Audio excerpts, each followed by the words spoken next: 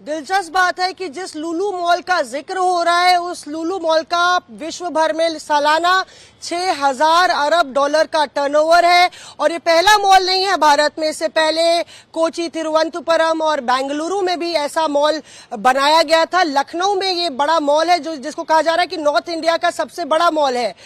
चलिए चलते हैं आशीष के पास। हमारे सहयोगी आशीष लखनऊ ही नहीं उत्तर प्रदेश की हर खबर पर बड़ी पैनी नजर रखते हैं। आशीष, आपने इस पूरी रिपोर्ट में बताया कि किस तरह से ठन गई है। हिंदू संगठन अभी भी ये मांग कर रहे हैं कि वो सुंदरकांड करेंगे, हनुमान चालीसा करेंगे। अब एफआईआर दर्ज हो गई है आशीष, तो क्या मामला ठंडा हो जाएगा?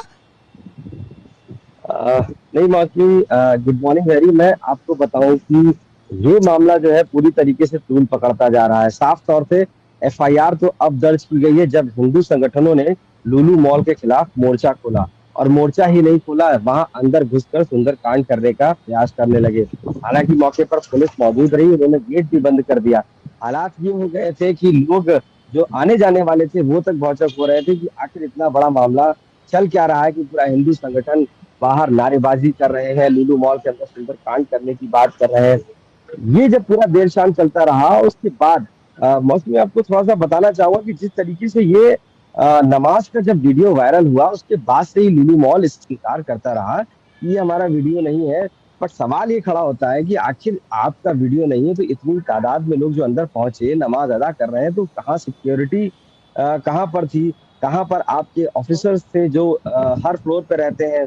और ये जो नमाज पढ़ी गई वो लुलु मॉल के तीसरे फ्लोर पर पढ़ी गई है, जहां पर सबसे टॉप का फ्लोर है, ये वहां पर पढ़ी गई है और वहां पर सिक्योरिटी अरेंजमेंट रहते हैं, यानी कि उनको पढ़ने से रोका नहीं गया। ये भी बड़ा सवाल था। और जिसके बाद से ही अब लगातार जब हिंदू संगठन इस पे सक्रिय हुए, एफआईआर की मांग करने लगे और वो थाने पहुंच गए गोल्ड सिटी, उन्होंने साफ कहा कि अगर वहां पर नमाज पढ़ी जा रही है तो क्यों ना हम भी सुंदरकांड वहां पर पढ़ेंगे। और अगर मुस्लिम पढ़ सकता है तो हिंदू भी पढ़ सकता है, इसी तरीके से सिख भी पढ़ सकता है, ईसाई भी पढ़ सकता है। तो मॉल में अगर सार्वजनिक स्थल पे इस तरीके से नमाज होती है और लुलु मॉल। जी जी जी, बहुत अहम पॉइंट आप बोल रहे हैं। पर एक और विवाद भी छिड़ा है। राजू दास जो महंत है हनुमानगढ़ी के, वो क्या कह रहे हैं? लव जिहाद की बात कर रहे हैं और ये कह रहे हैं कि जो कर्मचारी हैं वो 80% मुस्लिम है कर्मचारी। जी बिल्कुल साहब, आप जो सही कह रही हैं। आप जिस तरीके से बात चली है, क्योंकि हिंदू संगठन ने जब कल एक तहरीर दी है, उस तहरीर में साफ इस बात का मेंशन किया है कि लुलु मॉल लव जिहाद जैसे और जिहादी मामलों के लिए फेमस रहा है। चाहे क्योंकि इसके जो मालिक हैं वो केरल के हैं और हमेशा आरोप इन पे लगा है, हिंदू संगठन ने लगाया है आरोप कि ये इस तरीके की एक्टिविटी में रहे हैं, चूंकि सऊदी अरब के हैं। और इस तरीके जो 80 और 20% की बात हो रही है, इसमें जो कर्मचारी रखे गए तकरीबन यहाँ पर 3,000 कर्मचारी हैं। 3,000 कर्मचारियों में अगर हम बात करें तो आउटलेट के कर्मचारी अलग हैं, यहाँ पर जो लुलु मॉल के कर्मचारी वो अलग है। अब ऐसे में दावा किया जा रहा है हिंदू संगठन के द्वारा कि यहाँ पर 80% जो है वो मुस्लिम आबादी के लोग रखे गए, मुस्लिम कम्युनिटी के रखे गए, और 20% वहां पर महिलाएं जो रखी गई वो हिंदू रखी गई है, यानी कि मुस्लिम महिला कोई भी काम के लिए नहीं रखी गई। और अगर इतना दावा ये भी है कि अगर इतना बड़ा मॉल था और वो सऊदी अरब के इतने बड़े बिजनेसमैन हैं, ये दावा किया जा रहा तो उन्होंने मुस्लिम महिलाओं को क्यों नहीं रखा? आखिर हिंदू लड़के और मुस्लिम माफ कीजिएगा कि हिंदू जो महिलाएं हैं और लड़कियां जो महिलाएं हैं और मुस्लिम लड़कों को रखने का मतलब ही यही है कि कहीं ना कहीं लव जिहाद को बढ़ावा देने के लिए इस तरीके के आरोप हिंदू संगठन लगातार लगा रहा है कि ये एक्टिविटी भी इस मॉल की आड़ में की जा रही है। जी, लगातार ये आरोप लग रहे हैं और हिंदू संगठन इसको आरोप लगाता रहा है। और साफ तौर पे ये भी आरोप लगा रहा है कि यहाँ पर जिस तरीके की एक्टिविटीज है जो मुस्लिम को बढ़ावा देने के लिए, ये आरोप भी हिंदू संगठन लगातार लगा रहा है।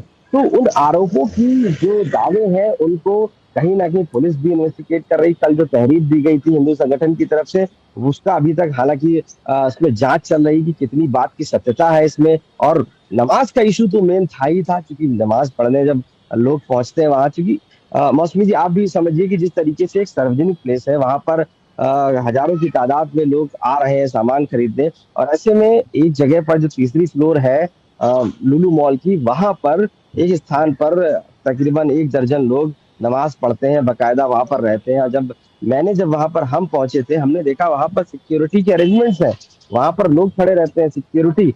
तो सवाल ये भी था कि आखिर उनको रोका क्यों नहीं गया, और अगर उनको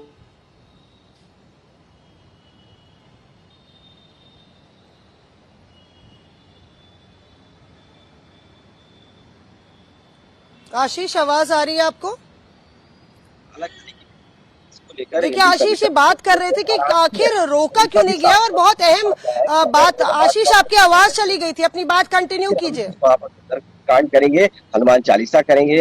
महंत राजू दास ने भी साफ तौर से यही कहा। 80 और 20 की जो बात शुरू की, नमाज का इशू शुरू हुआ, उसके बाद ये इशू हुआ कि अब जो वहाँ की एक्टिविटीज है उसमें भी क्योंकि कंप्लेंट जो हिंदू संगठन के पास आ रही हैं, जो शिकायतें आ रही हैं, उनके अनुसार ये बताया गया है कि लगातार लोग उनसे शिकायतें कर रहे हैं, लगातार मॉल के लोग उनके पास ये बात रख रहे हैं कि वहां पर जो 20% महिलाएं हैं, 80% लड़के हैं और किसी चीज को बढ़ावा दिया जा रहा है। तो ये सारी एक्टिविटी उस मॉल को लेकर शुरुआत की गई है।